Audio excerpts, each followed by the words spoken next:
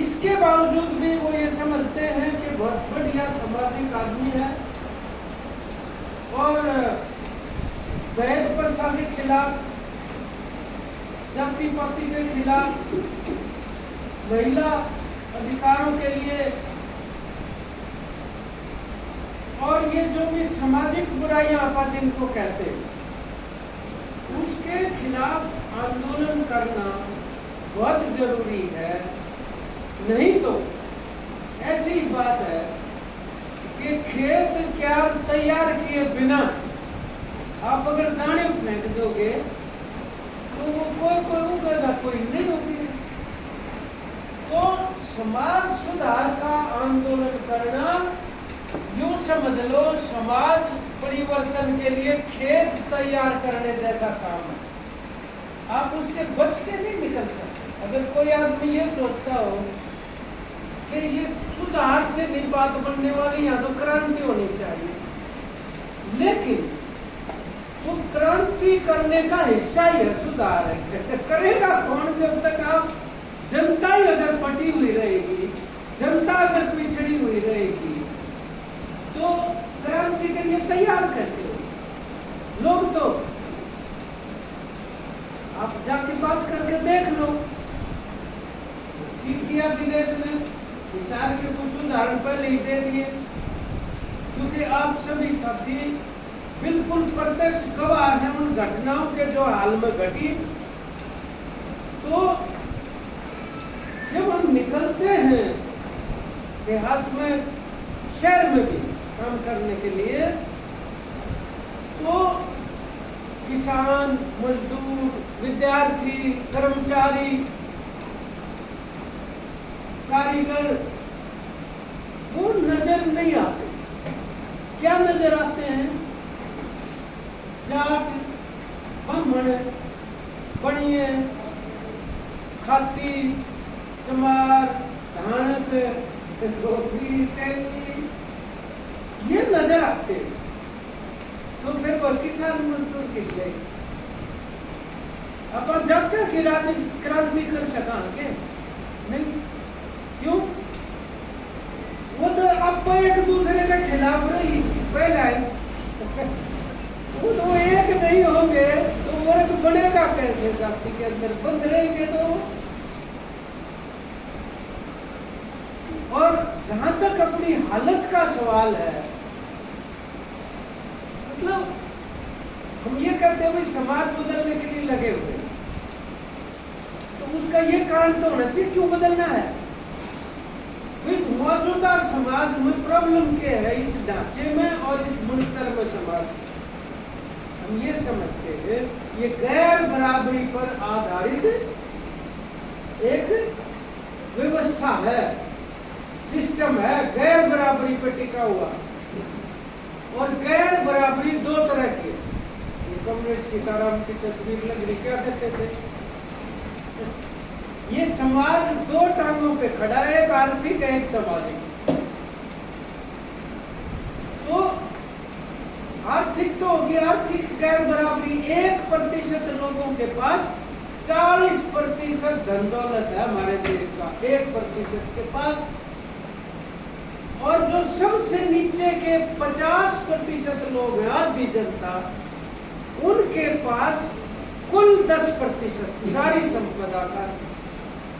गैर बराबरी वैसे ही होगी क्या? और इसका ये तो भी आर्थिक, फिर आप सामाजिक उस पे चले जाओ। सामाजिक गैर बराबरी इस आधार पर तय होती है कि आदमी ने किस बरादरी में जन्म लिया। अब जन्म तो मां का ले रखे उसने। असल में ऐसी रिकॉर्डिंग करे इसलिए मैं थोड़ा डरता हूँ बात सुनाती हुई, क्योंकि आजकल लोग पीछे पड़ जाते हैं। हिसार में ना एक मनीराम बागड़ी होते थे, बड़े मशहूर MP थे वो। कपलाराम नीलाम पहले बहुत जलसे होते थे, रिवाज नहीं रही। पहले जलसे होते थे शहर में रात को। करने के टाइम पे सारे आ जाते थे, सुनते थे भाई क्या घटनाएं घटी।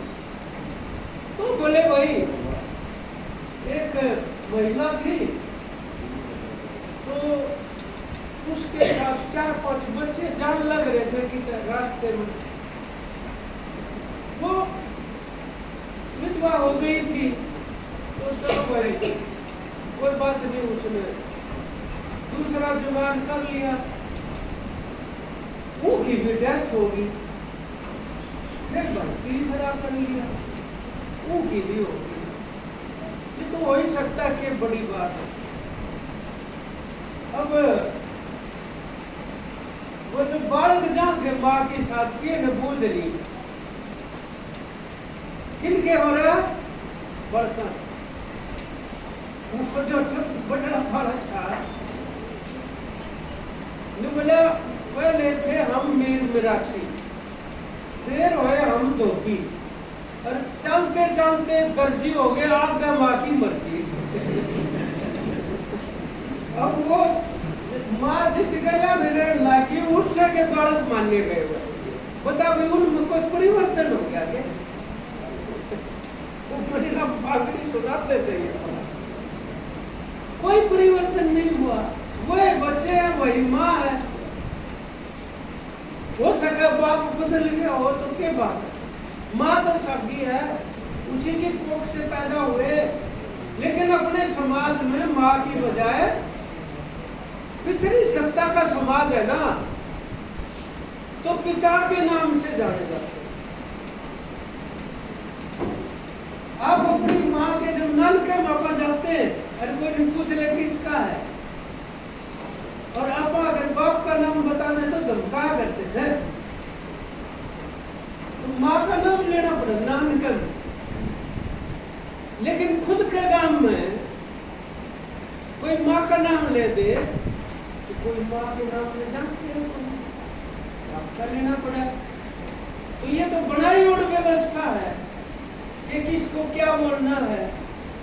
लेकिन मैं ये कह रहा हूँ कि आज यह जो बीमारी इतनी ज्यादा फैल गई जात पात की कि पुलिस की ज्यादती का विरोध करने की बजाय उसकी गैर खड़े हो गए कुछ लोग केवल जात के नाम पर। ये कितनी अफसोस की बात है। अब कॉमरेड प्रदीप जो थे वो किसान सभा मारने के बाद थोड़े से सूफी उनकी तबीयत हो गई। सूफी होते हैं जो समाज सुधार के भक्ति काल और सूफी काल के संतों को मानते हो। मान लो बुल्ले शाह को, फरीद बाबा को, कबीर साहब को, मीराबाई को, वो भक्ति काल था, सूफी काल था।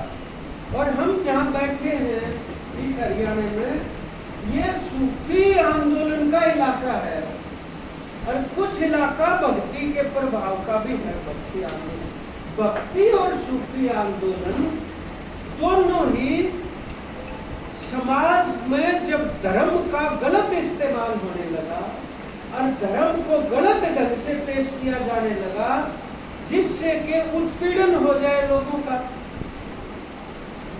अब मान लो कोई कह दे अनुसूचित जाति या दलित किसी बिरादरी के बंदे को या महिला को, भाई तुम हमारे जानवर का गोबर पानी करा कर, क्यों?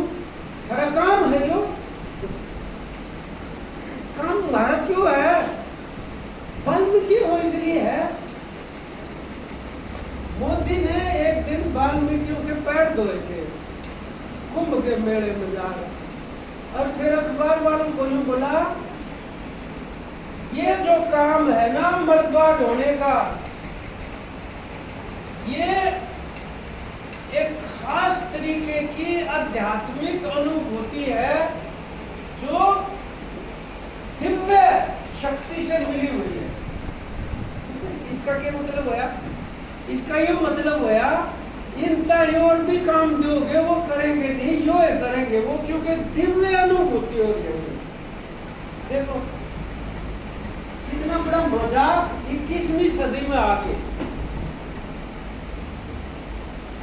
हमारे अभी परसों झगड़ा हो रहा था, बोले पहला अंतरिक्ष यात्री हनुमान था।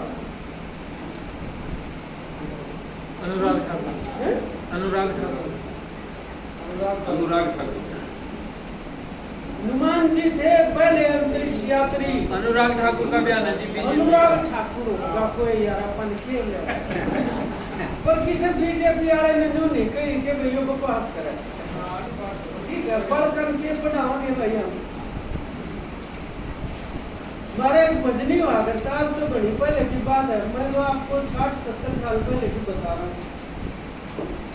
आर्य समाजी भजनी था बस्ती ने, बोला भाई आपने सुना होगा ना, एक बार मोदी ने ये कही थी कि ये जो प्लास्टिक सर्जरी है हमारा तो 5000 साल पहले थी, गणेश का ला दिया ठीक है सर,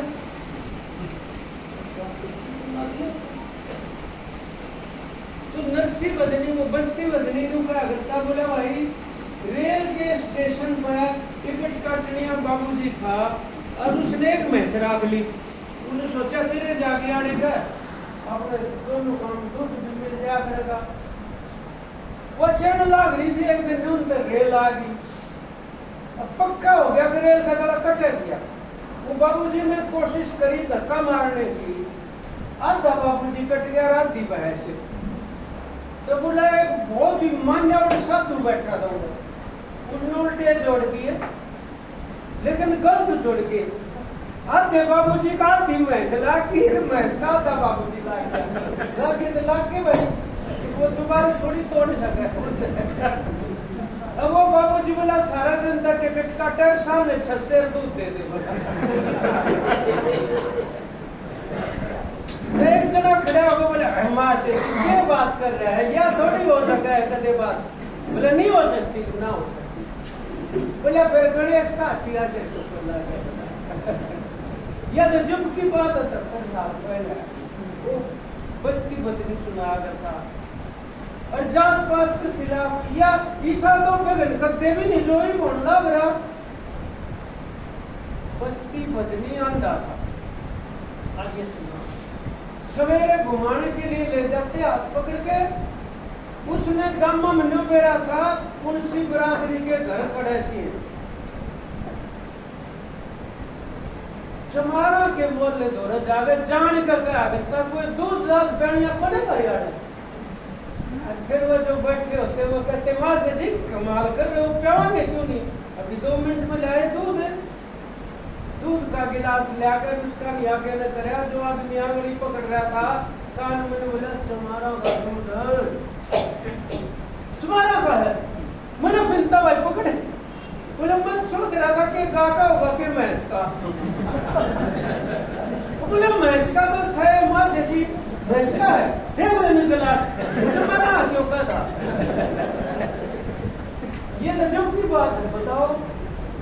और आज ये किस तरह की बातें थोपने की कोशिशें हो रही है। तो प्रदीप भाई जो है वो इसलिए आकर्षित हुआ सूफी दर्शन की तरफ, क्योंकि सूफी दर्शन में एक खास बात है। वो क्या है? वो कहते हैं सबका मालिक एक है। एक नंबर 2 क्या कहते हैं कि है कहाँ? बोला सबका भीतर है, अब अपना ढूंढ लो, कितना जाने की जरूरत नहीं। बहुत बड़ी बात है ना, कहीं जाने की जरूरत नहीं, सबका मालिक सबके अंदर है, अपना अपना ढूंढो। मिलेगा कैसे? इंसानियत और सच्चाई के ऊपर आ जाओ, ज्यादती और झूठ का विरोध करो, सच्चाई के साथ खड़े हो जाओ, मजबूती के साथ। फर्क मत करो जात में, धर्म में, आदमी औरत में, सबका मालिक एक है, एक से तो बुल्ले शाह अब हमारी अरे स्टेट कमेटी की मीटिंग हुआ करती, अरे प्रदीप सेक्रेटरी था किसान सभा का, तो दिन शुरू होने से पहले वो कुछ उपदेश सुनाता था बुल्ले साहब के, फरीद बाबा के, और थोड़ा थोड़ा ड्यूटी मानना करता कि भी यूं करके भाई मीटिंग शुरू करो, उल्टे भी जाना हुआ हो जाएगी, फिर मान जा करता। बुल्ले शाह जो थे 1757-58 में उनका जन्म हुआ। मान लो कसूर का पाकिस्तान में आपका तो यही इलाका था, पाकिस्तान में पढ़ी थे और क्या था। तो बुल्ले शाह ने अपना जो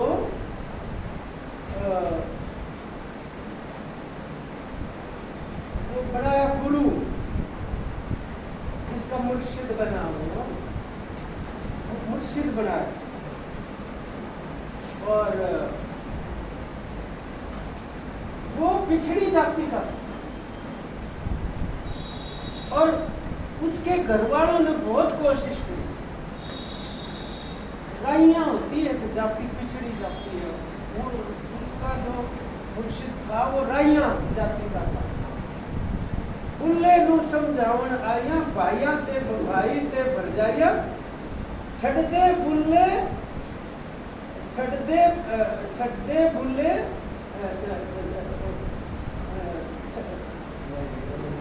माने बुल्ला, छड़ दे पल्ला,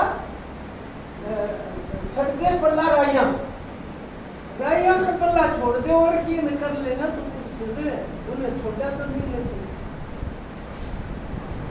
चल बुल्ले शाह उथे चलिए जिथे सारे अन्य, ना कोई साड़ी जात पहचाने, ना कोई सानू मन्ने। अब वो जगह उसने शब्द बढ़िया लागा है, जितने नहीं मेरा फलाने बंदे की जात के, वो जगह शब्द अच्छी हो। तो सुनाता था थोड़ा थोड़ा उस टाइम पे यो मेरे भी हो लिया था असर था। तो मैं कहा यार बात में तो दम आई में, तो क्यों नहीं पढ़ा जाए।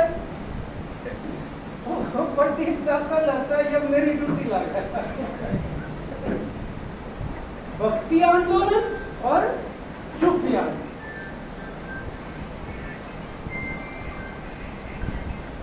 भक्ति क्या है? भक्ति है एक तरह से मुक्ति, अवगुणों से मुक्ति। वो भक्ति में लीन होने का यही मतलब। कबीर साहब हर कोई चमत्कारिक पुरुष नहीं थे, वो पिछड़ी हुई बिरादरियों के दुख तकलीफों के खिलाफ आवाज उठाने वाले थे। और उस टाइम पर जाति के नाम पर शोषण, धर्म के नाम पर शोषण, भगवान की गलत व्याख्या करना। हम कबीर साहब जो है उनके पास बुलाना लेकर आगे मस्जिद का मौलवी और मंदिर का पुजारी, बोले तेरी बकरी जो हर मंदिर मस्जिद में जाती है, मेंगन करती है, गंदगी फैलाती है, तो रोक नहीं रहा उनको। उसने हाथ जोड़, चली गई होगी, माफ कर देना, पशु है। बोले मैं कदे गया, पशु है, चला गया होगा, मैं कदे गया। मंदिर मस्जिद कहीं नहीं था, इसीलिए तो नाम आज तक है।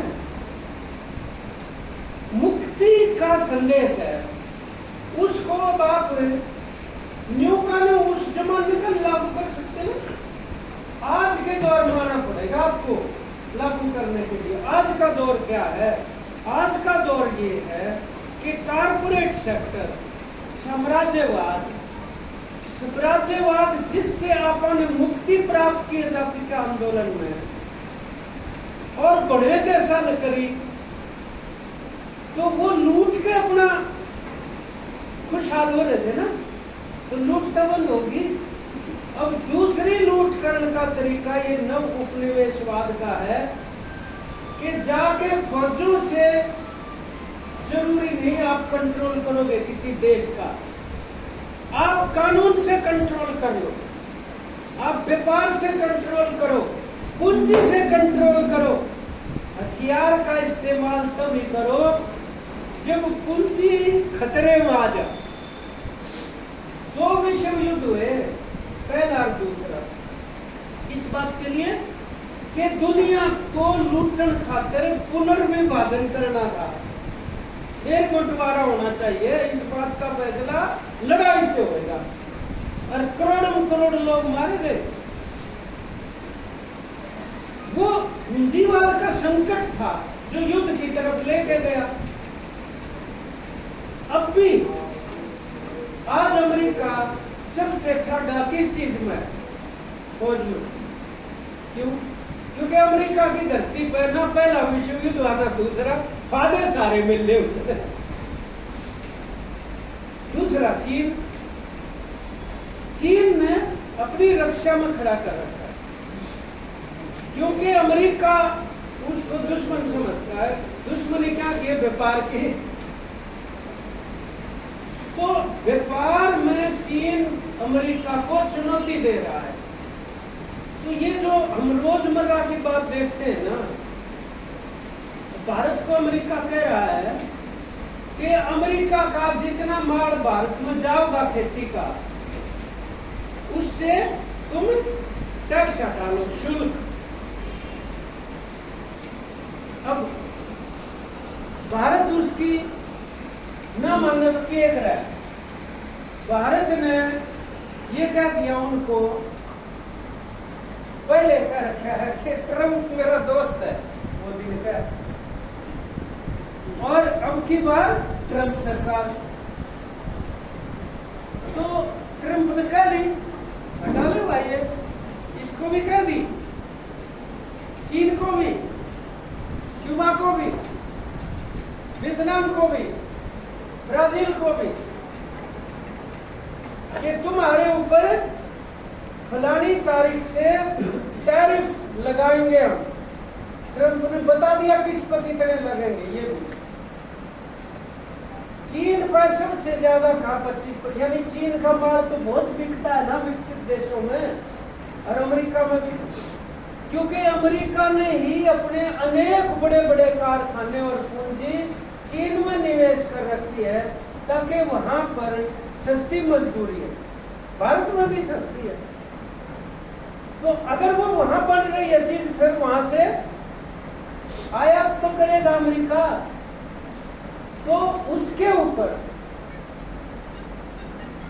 उसने ये कह दिया अमेरिका ने कि वहां से बन के जो माल आएगा उसके ऊपर हम टैरिफ लगाएंगे। तो चीन ने कह दिया तुम 20% लगाओगे तो हम 30% लगाएंगे तुम्हारे ऊपर। बोलो, उसको आइडिया नहीं था कि चीन ये जवाब दे देगा, और दुनिया के कई देशों ने कह दिया तुम जितना लगाओगे उससे ज्यादा लगाएंगे। लेकिन केवल भारत ने ये नहीं कहा कि हम तुम्हारे टैरिफ से मान जाएंगे। तो ट्रंप ने कहा अगर तुम्हें टैरिफ कम करवाने हैं भारत ने, तो तुम जितना भी कृषि का माल भारत में आता है उसके ऊपर टैक्स हटा दो, हम तुम्हारी कम कर देंगे, तुम अपने फिर बेच सकते हो अमेरिका। अब वो मक्की यहाँ लाना चाहते हैं, गेहूं यहाँ लाना चाहते हैं, कपास लाना चाहते हैं, डेयरी की सारी चीज, दूध, शहद, लस्सी, मक्खन, जो भी कुछ है ठोक देंगे भारत की बाजार में। आपको लगेगा इसे कैसे ठोक देंगे भाई? क्योंकि वहां पर डेयरी उत्पाद सस्ता पैदा होता है, सब्सिडी दे है लाखों डॉलर। बहुत बड़े बड़े फार्म, कोई 1000 एकड़ के, मशीनों से ही तो डेयरी का काम होता है और मशीनों से ही खेती बाड़ी, कोई लेबर लगाने की जरूरत नहीं। तो हमारे वाली कपास, हमारे वाली मक्की, हमारे वाले सेब के मुकाबले, हमारे वाले दूध और घी के मुकाबले उनका सस्ता पड़ेगा। और ये अगर ये हट जाए तो, क्योंकि ये जो टैरिफ है, ये जो शुल्क है, इसलिए लगाना पड़ता है ताकि हमारे देश के किसान मजदूर जो चीज पैदा करे हैं उनका गुजारा उससे चल जाए। क्योंकि अब देश तो आजाद हो गए साम्राज्यवाद से। दूसरा तरीका ये है लगाने का, तो इधर से किसान आंदोलन में जोर मारा कि अगर आप ऐसा करेंगे तो हम भी मोदी को पाठ पढ़ा देंगे। अब वो फंस गया, न्यूनतम ट्रंप से दोस्ती, इधर से किसानों की धमकी। तो जो बातचीत चल रही थी, 5 दौर चल चुके अमेरिका में, फिर रुक गई। उसके बाद अमेरिका ने ये कह दिया हमने 50% टैरिफ लगा दिया भारत के माल पर जो अमेरिका जाता है। अब 50% में 25 तो है यहाँ से जो निर्यात का वहां शुल्क लगेगा, और बाकी 25 दंड है इस बात का कि रूस से तेल क्यों खरीदता है भारत। ये बात का दंड है। जब अमेरिका तो सरपंच है दुनिया का, जब उन्हें कह दी कोई नहीं खरीदेगा रूस पे तो सब बंद कर दो। अब भारत को मिलता है कच्चा तेल सस्ता, फिर उसको पक्का कौन बनाता है? रिफाइनरी है अडानी। अडानी हर के हित में अगर तुम मान लो रूस कच्चा तेल हमें दे रहा है तो सस्ता भी तो कर दो, डीजल पेट्रोल है और एलपीजी की गैस है। जब वो सस्ता देने लग रहा तो अंतरराष्ट्रीय दाम तो कच्चे तेल के घट रहे हैं, तो लोगों को सस्ता नहीं दे रहे, फायदा उसको ही पहुंच रहा है अडानी। फिर भी हम ये कहते हैं अमेरिका कोई नहीं है जो भारत को निर्देश जारी करेगा, तो उस नाम का भी 25% दंड लगा दिया। अब 2 दिन से, कल से लागू हुआ है, वो चालू हुआ है, 2 दिन से खलबली मची हुई।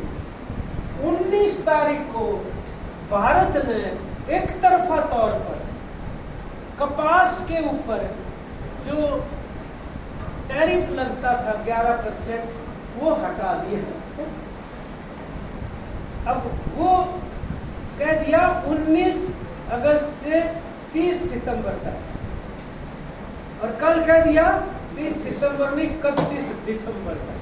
अब हमारे तो कपास उत्पादकों को पसीने आ गए कि हम कहाँ जाएंगे, उनकी कपास सस्ती बिकेगी यहाँ आके, और हम पहले ही गुलाबी सुंडी की मार झेल रहे। पहले तो कंपनियों का झूठा बीज न्यू बेच कर उन्होंने गुलाबी सुंडी नहीं लगेगी, इसमें बीज बेच दिया छक्का, और फिर गुलाबी सुंडी की दवाई बेच दी छक्का कंपनियों ने। भाई तुमने पहले कहा था गुलाबी सुंडी नहीं लगेगी इस बीज में, तो कैसे लगी? ये इस प्रकार से पहले ही दुखी था किसान, ऊपर से अब ये 11% शुल्क हट गया। सबसे ज्यादा फायदा अमेरिका को होगा, क्योंकि ऑस्ट्रेलिया के साथ तो पहले ही मुक्त व्यापार है भारत का, तो जो कपास आनी आएगी। लेकिन ये होने के बाद अमेरिका सारी कपास के ढूंढ मार देगा हमारे देश में लाके। अब जो उद्योगपति वो तो खुश से सस्ती मिल जाएगी उन्हें, वो तो स्वागत कर रहे। ये जो चलने लग रहा है कुल मिलाकर, हम ये कह रहे साथियों, इस नव उदारीकरण के दौर में पहले तो WTO था, आपको याद है हमने विरोध किया, लेकिन फिर भी जब तो अमेरिका बोला सब इसके मेंबर बनना पड़ेगा WTO का, नहीं तो अंतरराष्ट्रीय स्तर पर व्यापार नहीं कर सकता कोई, बन गए भाई। अब उन्होंने ये देखा WTO में आने के बाद भी तुम्हारा जो पूंजीवाद का संकट है वो तो हल नहीं हो रहा, और इसका फायदा भी चीन या भारत या जो विकासशील देश है वो उठा रहे हैं।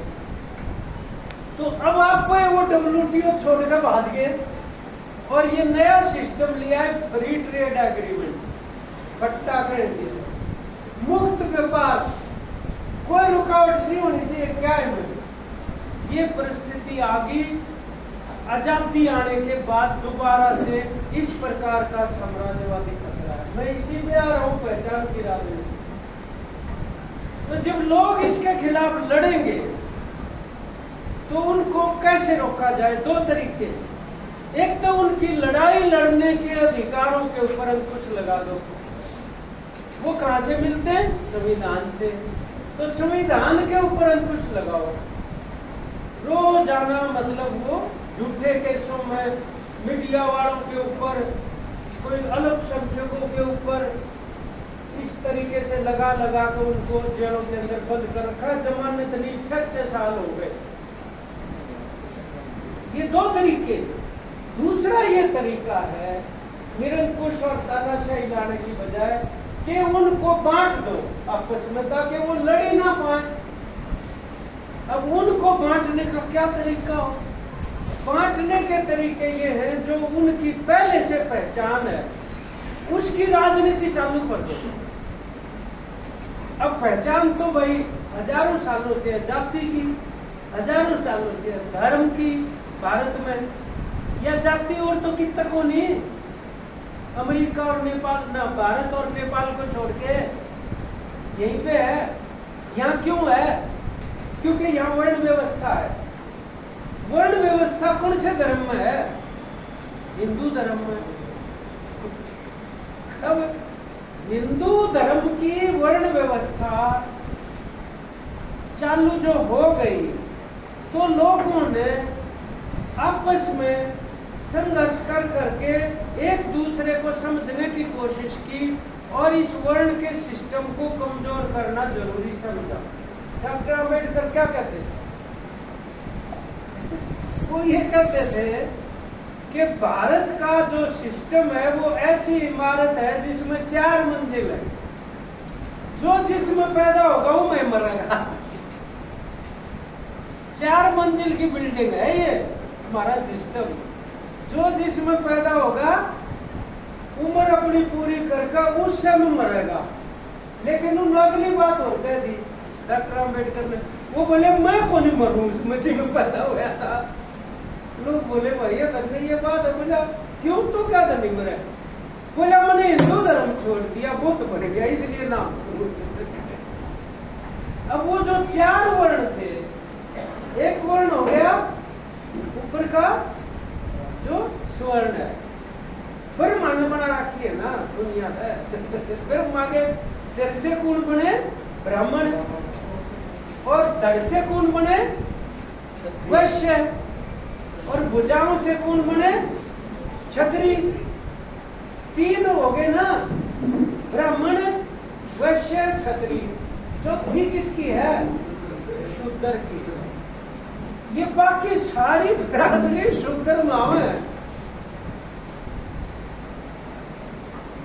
बस ऐसी जाट आंदोलन नहीं हुआ 2016 तो मान